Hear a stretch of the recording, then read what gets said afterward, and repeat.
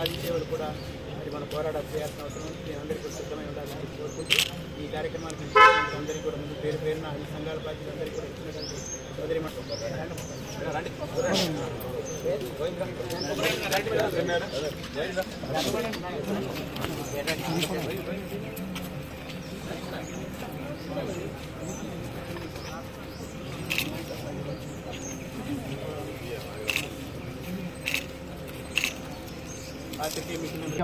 మొన్న మన JAC state JAC meeting జరిగిన తర్వాత కొద్దిగా చలనం వచ్చింది. తప్పనిసరిగా 20వ తారీఖు లోపు ట్రస్ట్ని ఏర్పాటు చేసేసి మే 1 నుంచి మనం దాన్ని ఇంప్లిమెంట్ చేయాలని గట్టిగా పోట్లాడుతున్నాం. అంటే మే 1 నుంచి అది ఇంప్లిమెంట్ కావాలంటే ఈ ఏప్రిల్ జీతాలతో కటింగ్ తప్పనిసరిగా ఉండాలి. ఉంటేనే మనం మే 1 నుంచి దాన్ని ఇంప్లిమెంట్ చేయించుకోగలుగుతాం. ఇక మూడోది మార్చి 2024 అంతకుముందు గవర్నమెంట్ పెంచుకుంటూ పోతాను 58 సంవత్సరాలు 41 సంవత్సరాలు చేస్తాను 3 సంవత్సరాలు పెంచింది. ఆ 3 సంవత్సరాలు ఒక్క రిటైర్మెంట్ కూడా లేదు. ఒకేసారి మార్చి 2024 దగ్గర నుంచి అందరూ రిటైర్ అవుతున్నారు. రిటైర్ అయితే వాళ్ళకి రావాల్సిన పెన్షనరీ బెనిఫిట్స్ ఈ రోజు వరకు లేవు. మీరు గమనించి ఉంటారమ్మ మిత్రులందరూ కూడా. ఆ పెన్షనరీ బెనిఫిట్స్ రాక చాలామంది ఆర్థికంగా ఇబ్బంది పడి చనిపోయినటువంటి వాళ్ళు కూడా వందలలోకి వచ్చేసింది. 1, 2, 3 కాదు 10 వందలలోకి వచ్చేసింది. అన్ని జిల్లాలలో ఉన్నారు. ఇట్లా దీని మీద కూడా మనం పోరాటం చేస్తుంటే దానికి సంబంధించిన బకాయిలు ఒకసారి 500 కోట్లు, ఒకసారి 700 కోట్లు, ఇప్పుడు 1000 కోట్లు అంటున్నారు. అట్లా 700 కోట్లు 1000 కోట్లు ఇచ్చుకుంటూ పోయినా ఆ పెన్షనర్స్కి సంబంధించిన బకాయిలన్నీ పెన్షన్ బెనిఫిట్స్ అన్నీ అందరికీ రిటైర్ అయిన వాళ్ళందరికీ చెల్లించాలంటే కనీసంగా ఇంకా సంవత్సరాలు పడుతుంది. అందుకని నువ్వు ఇట్లా కోటాలు పెట్టద్దు. 1000 కోట్లు 1300 కోట్లు 500 కోట్లు పెట్టకుండా ఇమీడియట్గా దానికి సంబంధించినటువంటి పెన్షన్ బెనిఫిట్స్ అందరికీ ఇచ్చేసేయాలి. చివరికి ఎంత పరిస్థితికి వచ్చిందంటే మనం జీపీఎఫ్ దాచుకుంటాం. ఆ జీపీఎఫ్ డబ్బు దాచుకుంటే అది ఇమీడియట్గా వడ్డీతో సహా మనకి ఇవ్వాలి. దాన్ని కూడా ప్రభుత్వం వాడుకొని అవి కూడా ఇచ్చే పరిస్థితి లేకపోయింది. కమ్యూటేషన్ అంటారు వాళ్ళు ఇచ్చేది, గ్రాట్యుటీ అంటారు వాళ్ళు ఇచ్చేటటువంటి. చూద్దాం దానికోసం ఆలోచన. కానీ అసలు అట్లా ఆలోచన అనే పదమే లేదు. ఖచ్చితంగా వాటిని ఇవ్వాలనేటటువంటి మనం పెట్టుకున్నాం. ఇంకా అదేవిధంగా సిపిఎస్ రద్దు 64 అంశాలు ఉన్నాం. ఈ 4 అంశాలను మనం బాగా ముందుగా తీసుకొని పోతున్నాం. తప్పనిసరిగా మనం స్టేట్ జేఏసీ ఇచ్చే పిలుపు మేరకు, డిస్ట్రిక్ట్ జేఏసీ ఇచ్చే పిలుపు మేరకు మనం ప్రతి దాంట్లో ఇటువంటి కార్యక్రమాలు ఏదొచ్చినా సరే, ధర్నాలు చేసినా సరే, ఇంకేదైనా మనకి ఆ ప్రోగ్రామ్స్ అన్నింటిలో మీరందరూ పాల్గొని మనం జేఏసీ పిలుపుని సక్సెస్ చేసినట్టయితేనే మనందరం కూడా మరి మనం అనుకున్నటువంటి సౌకర్యాలని లబ్ధిని పొందగలుగుతాం. దీనికోసం పోరాటం చేయక తప్పదు. తప్పనిసరిగా ఈ పోరాటాన్ని పిలిపించింది. ఈ పోరాటానికి అందరూ సహకరించినందుకు ప్రతి వాళ్ళకి ధన్యవాదాలు. నా పేరు రంగారావు, నేను రిటైర్డ్ హెడ్ మాస్టర్. మన టీఎన్జిఓస్ కానీ రిటైర్డ్ ఎంప్లాయీస్ అసోసియేషన్స్ కానీ పిలుపు మేరకు ఈరోజు అందరం లంచ్ మోషన్లో మనం నల్ల బ్యాడ్జీలు పెట్టి మనం నిరసన తెలుపుతున్నాం.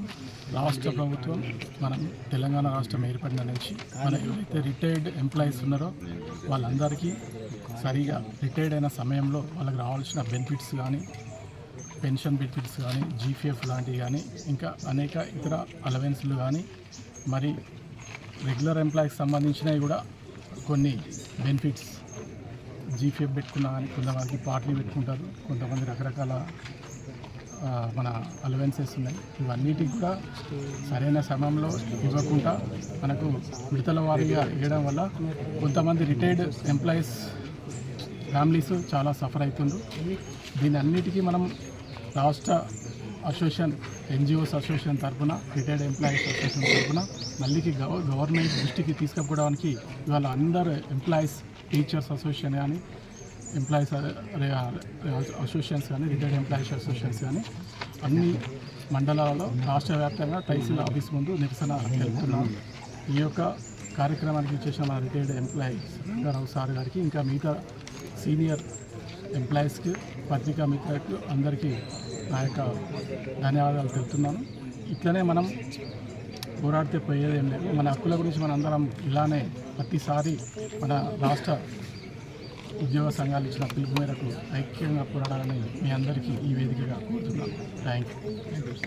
ఈనాటి టీజేఎస్ సంఘాల నుంచి వచ్చిన, వివిధ సంఘాల నుంచి వచ్చిన సంఘ బాధ్యులకు అందరికీ, మరియు దీన్ని సపోర్ట్ చేస్తున్న కార్మిక సంఘాల వారికి అందరికీ కూడా ధన్యవాదాలు తెలియజేస్తూ, ఏంటంటే ప్రభుత్వాన్ని ఒకవైపు పాలన నడుస్తూ ఉంటే పరిపాలనని ఫస్ట్ నుంచి నడిపించాల్సిన ఈ రాష్ట్ర ప్రభుత్వ ఉద్యోగుల మీద కొంచెం ప్రభుత్వం చిన్నచూపుగా ఉంది.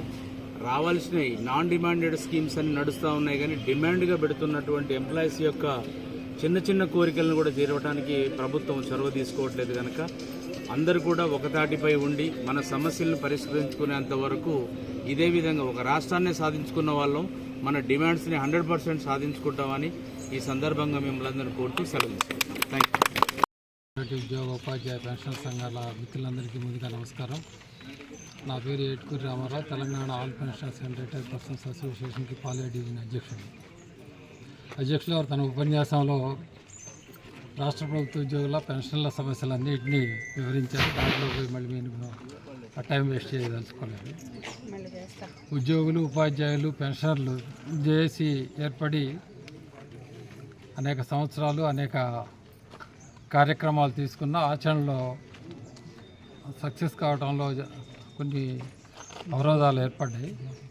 వాటిని అన్నింటినీ అధిగమించి వాళ్ళ రాష్ట్ర వ్యాప్తంగా అన్ని మండల, రెవెన్యూ డివిజన్ లేదా జిల్లా కలెక్టర్ కార్యాలయం ముందు చీఫ్ సెక్రటరీ దాకా ఈ కార్యక్రమాన్ని తీసుకోవడం కోసం జేఏసీ పిలిపించింది. దానిలో భాగంగా హాజరైన మిత్రులందరికీ హృదయపూర్వక ధన్యవాదాలు తెలియజేస్తూ సెలవు మిత్రులారా.